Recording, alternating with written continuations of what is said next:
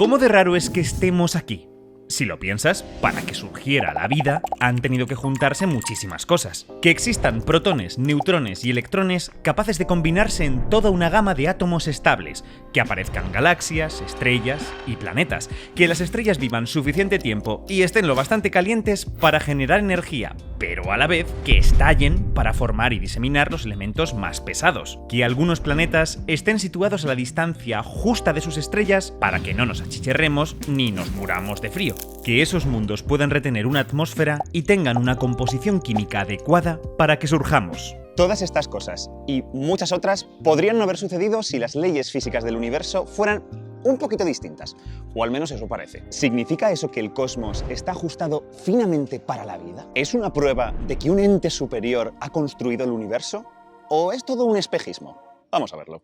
Somos capaces de averiguar estas sutilezas del universo porque modelamos el mundo que nos rodea con matemáticas. Si quieres dar los primeros pasos para hacerlo tú mismo, te recomiendo mucho Brilliant. Brilliant no son cursos sin más, es una plataforma en la que aprendes haciendo, de forma interactiva, con sus lecciones en matemáticas, análisis de datos, programación e inteligencia artificial. Es interactiva no solo porque tenga dibujos, diagramas y gráficas que puedes tocar y cambiar, como si pudieras experimentar tú mismo. Es que las lecciones te están constantemente interpelando, planteándote pequeños problemas para probar si has entendido lo que te han explicado. Hace que la enseñanza sea más efectiva y entrena tu habilidad para resolver problemas. Nada de memorización, tienes un aprendizaje activo. Como no, os voy a recomendar todos los cursos de ciencias. Los de cuántica están muy chulos. Pero ojo, tema muy básico y que siempre se entiende fatal. Circuitos. Yo creo que con el curso de Brilliant lo podéis resolver. Comprenderéis mucho mejor sus principios físicos y os hará pensar como un ingeniero a través de sus problemas interactivos. Si os interesa, tenéis 30 días gratis de Brilliant utilizando el link brilliant.org/Quantum Fracture o escaneando el QR que veis aquí mismito. También recibiréis un 20% de descuento en la suscripción anual. Lo tenéis todo también en la descripción. Muchas gracias a Brilliant por patrocinar este vídeo y, ahora sí, veamos si el cosmos está tan hecho al milímetro. Empecemos por aquí. La masa del electrón, una partícula ligerísima, 3.000 cuatrillones de veces más liviana que una pelota de ping-pong. Peso minimosca. Es lo que vemos en nuestros experimentos. Pero podríamos preguntarnos, ¿por qué esa cifra? ¿No podría ser otra? Hay otros números dentro de la física que sí sabemos por qué valen lo que valen, o al menos por qué están en cierto rango. Por ejemplo, si me preguntas por qué todas las estrellas tienen una masa relativamente parecida, no hay estrellas del tamaño de galaxias, ni tampoco de bolsillo, yo te diría que hay una explicación. Si son demasiado grandes, las estrellas colapsan, demasiado pequeñas y directamente no prenden y se convierten en planetas. Ahora, ¿por qué la masa del electrón es esa y no 100.000 veces mayor o 9 trillones de veces menor? Eso es algo que ningún físico puede responderte. Es la que es lo que se llama un parámetro libre. La medimos experimentalmente y la usamos para hacer nuestras cuentas. En toda la física elemental hay aproximadamente una treintena de esos parámetros libres. Fijan cosas como la masa de los quarks, que componen los protones y neutrones, la intensidad de las distintas fuerzas fundamentales, cuánta materia hay en el universo o la aceleración de la expansión cósmica. Muchos científicos piensan que si cambiásemos mínimamente uno de esos numeritos, nuestro universo no sería compatible para la vida. De alguna manera, su valor estaría ajustado con gran precisión para que pueda estar hoy aquí dándos la tabarra. Dejadme que os dé algunos ejemplos. Si la interacción fuerte, la que mantiene pegados a protones y neutrones, hubiera sido un poco más o un poco menos intensa, la fusión del hidrógeno en helio, que hace que nuestro Sol brille, se habría ido al traste. Como vimos en nuestro último vídeo, el primer paso de esa fusión consiste en que dos protones se junten en un inestable diprotón. A continuación, uno de esos protones debe convertirse en un neutrón para formar un, ahora estable, deuterón. El diprotón es tan volátil que hay una ventana de tiempo muy pequeña para que se ejecute este segundo paso. Ahora bien, si la interacción fuerte fuera en torno a un 6% más intensa, el diprotón sería estable, lo que haría que el paso al deuterón fuera mucho más fácil. Eso aceleraría las reacciones nucleares y haría que el hidrógeno se consumiera mucho más rápido, quizá de manera catastrófica. Las estrellas no podrían vivir lo suficiente para que surgiera la vida. Por el contrario, si la interacción fuerte fuera apenas un 4% más débil, el deuterón sería inestable. La cadena de reacciones de fusión nuclear se romperían y no se formaría helio, y por tanto todo el resto de elementos químicos. Tendríamos un universo carente de complejidad y de vida. Toquetear las masas de los quarks up y down, las partículas que forman los protones y los neutrones, también podría ser peliagudo. En nuestro universo, los protones son estables, no se pueden desintegrar en ninguna otra partícula. Por contra, los neutrones son inestables. Tardan unos 15 minutos en descomponerse en un protón, un electrón y un neutrino. Afortunadamente, eso solo ocurre cuando van a su bola. En el interior del núcleo atómico encuentran la estabilidad, lo que permite la existencia de todos los elementos químicos que vemos a nuestro alrededor. Ahora bien, si el quark down fuera unas pocas veces más pesado, los neutrones podrían desintegrarse incluso dentro de los núcleos. No habría lugar seguro para ellos. Como consecuencia, solo habría un elemento estable, el hidrógeno, que no tiene neutrones, y una única reacción química, la unión de dos átomos de hidrógeno en una molécula.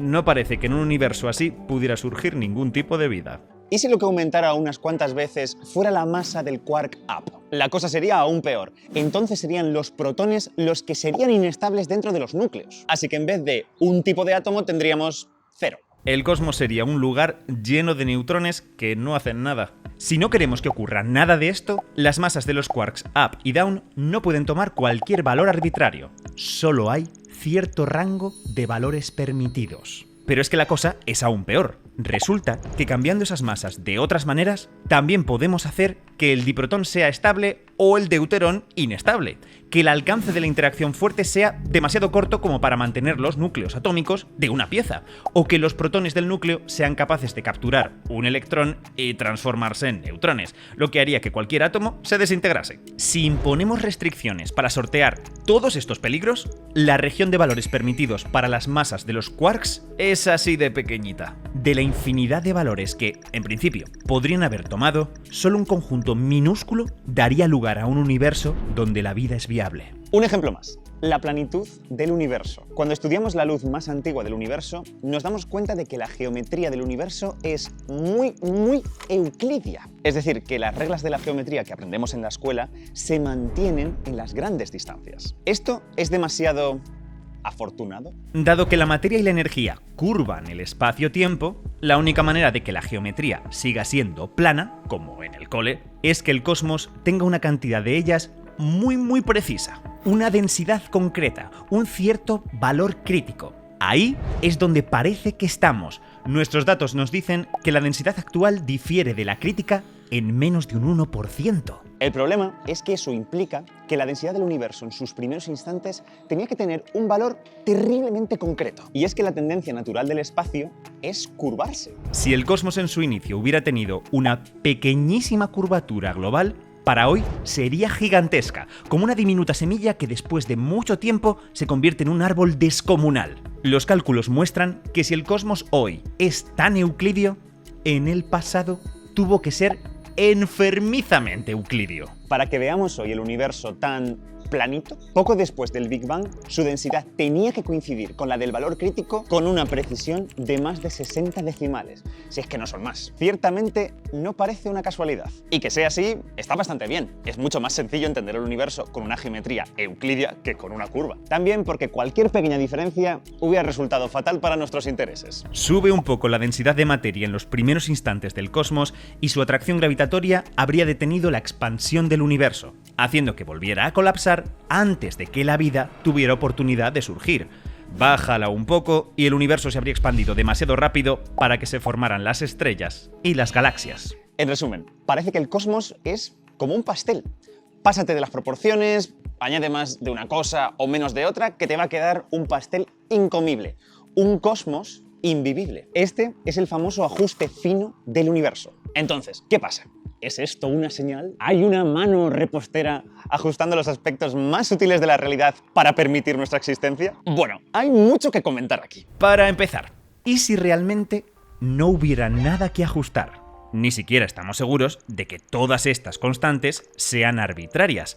Quizá toman el valor que toman por algún motivo que aún no comprendemos. Nuestras teorías científicas, desde luego, no son las definitivas. Aún hay muchos fenómenos que no comprendemos bien. Puede ser que la física nueva que nos queda por entender explique el valor de esa treintena de numeritos que hoy nos desconciertan. Del mismo modo que hoy podemos entender por qué las estrellas tienen la masa que tienen. Algo así sucede con el problema de la planitud. Era un completo misterio para la teoría vainilla del Big Bang, pero cuando surgió la inflación cósmica, su DLC, su extensión por excelencia, la cosa cambió. Y es que uno de los efectos de la inflación cósmica, de la que os hablé en este vídeo, es hacer que la densidad del universo sea igual a la crítica con una precisión increíble. Una cosa que parecía una auténtica casualidad, que invitaba a pensar en un ajuste fino, pasa a ser una consecuencia inevitable de una teoría más general. Aunque es cierto que muchos modelos inflacionarios traen consigo nuevos parámetros que pueden requerir cierto grado de ajuste. Seguimos esperando esa teoría de gravedad cuántica que nos salve, pero existe otra posibilidad. Incluso si existen parámetros libres, ¿puede ser que su ajuste no sea tan fino como pensamos? Una crítica habitual que hacen los detractores del ajuste fino es que en ocasiones se consideran las variaciones de las constantes por separado. De este modo parece que tienen que tomar un valor muy concreto para que no haya un desastre. Pero si permitimos que varias de ellas cambien al mismo tiempo, podríamos tener mucho más margen. Un ejemplo es el de la constante cosmológica. Como os contábamos en nuestro vídeo sobre la energía oscura, si fuera un poco mayor, la aceleración en el universo primitivo habría impedido la formación de las galaxias. Pero eso solo es verdad si mantenemos fijas las demás constantes. La realidad es que la formación de estructuras depende de otros parámetros, como la amplitud de las inhomogeneidades primordiales, las pequeñísimas concentraciones de materia y vacíos que existían en el origen del universo. Y si las inhomogeneidades hubieran sido mayores, las galaxias se hubieran formado antes, sin dar tiempo a que la aceleración del universo lo impidiera.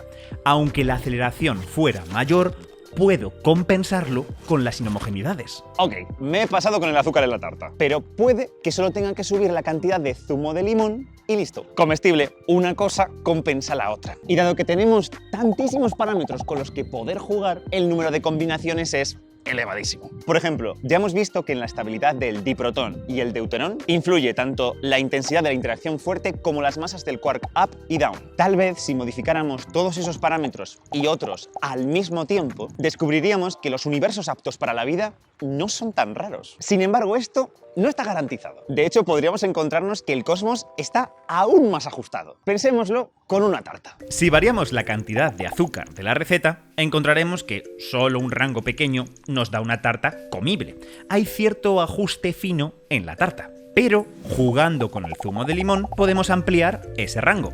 Ahora hay más tartas que sí se pueden comer, pero ojo, al tocar el zumo hemos abierto la puerta a muchas más tartas intragables, empalagosas e insípidas y ácidas y saladas. Si ahora contamos cuántas son comibles respecto a las que no lo son, el porcentaje de tartas comibles puede que nos salga aún menor. Al considerar dos ingredientes, habría aumentado el ajuste fino. Lo mismo pasa con el universo y sus tropecientos parámetros. Aunque jugar con varios nos permita encontrar más universos habitables, podrían ser una fracción aún más minúscula de todos los posibles. Pero hay otro posible problema con el ajuste fino. ¿Estamos completamente seguros que todas las condiciones que suelen imponerse son necesarias para que haya vida? Volvamos al interior de las estrellas. La estabilidad del diprotón parece un caso de ajuste fino de manual. Si el diprotón es estable, las estrellas queman su combustible demasiado rápido y no hay vida. Caso cerrado.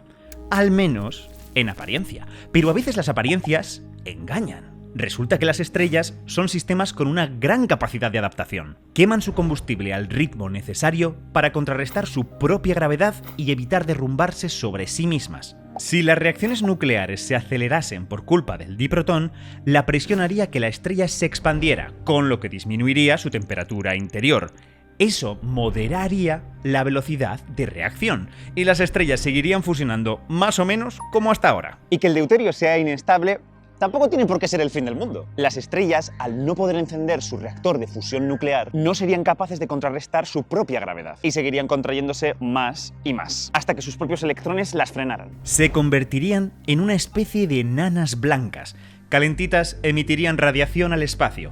Las estrellas más longevas podrían brillar con una potencia similar a la del Sol durante unos 1000 millones de años. Y las más masivas colapsarían sobre sí mismas, generando densidades y temperaturas tan elevadas que podrían desencadenarse distintas reacciones de fusión nuclear, abasteciendo el universo de elementos pesados. Una vez que hubiera trazas de carbono, en las siguientes generaciones de estrellas podría producirse el ciclo carbono-nitrógeno-oxígeno, una cadena de reacciones de fusión que también se da en el Sol y que genera una parte pequeña de su energía. En ausencia de deuterio estable, este proceso podría convertirse en el principal que alimentara las estrellas y permitiera la vida. Y fijaos que si quitamos las restricciones del diprotón y del deuterón, ese conjunto de valores que podían tomar las masas del quark up y down para ser compatibles con la vida ya no es tan pequeño. Vale, sigue habiendo muchos valores prohibidos, pero la casualidad ya no parece tan sensacional. Todo esto nos enseña que la naturaleza tiene vías alternativas para seguir su curso. Cuando se cierra una puerta, a veces puede abrirse una ventana. Y es posible imaginarse casos extremos en el que la vida puede abrirse paso. Por ejemplo, hay autores que defienden la viabilidad de un universo sin interacción débil. ¡Boom! Un montón de parámetros fuera, aunque, tengo que decirlo, no todo el mundo está de acuerdo. En resumen, puede ser que el ajuste no sea tan fino como pensábamos. Hay estudios que afirman que la mayoría de esos 30 numeritos podrían ser cientos o miles de veces mayores o menores, o incluso más en otros casos, y seguir siendo compatibles con la vida. De hecho, en un giro totalmente inesperado, puede ser que las condiciones de nuestro universo ni siquiera sean las óptimas. Por ejemplo, si la gravedad fuera más débil, el universo se expandiría más despacio y la vida tendría más tiempo para surgir y evolucionar. Y si las inhomogeneidades primordiales hubieran sido unas 100 o 1000 veces mayores, eso habría producido galaxias más densas. La zona interior de esas galaxias quizá fuera inhabitable, pero en la periferia, la intensísima luz del conjunto de estrellas del cielo podría hacer que la mayoría de planetas fueran aptos para la vida, independientemente de su órbita. Puede ser que no estemos en el mejor de los universos, y por ahí quiero continuar. Aun suponiendo que todos los parámetros libres estén finamente ajustados, podría ser que todo eso fuera una coincidencia. Si el universo fuera distinto, no estaríamos aquí para verlo y quejarnos de que está finamente ajustado. Pero fijaos que eso no nos exime de buscar una explicación.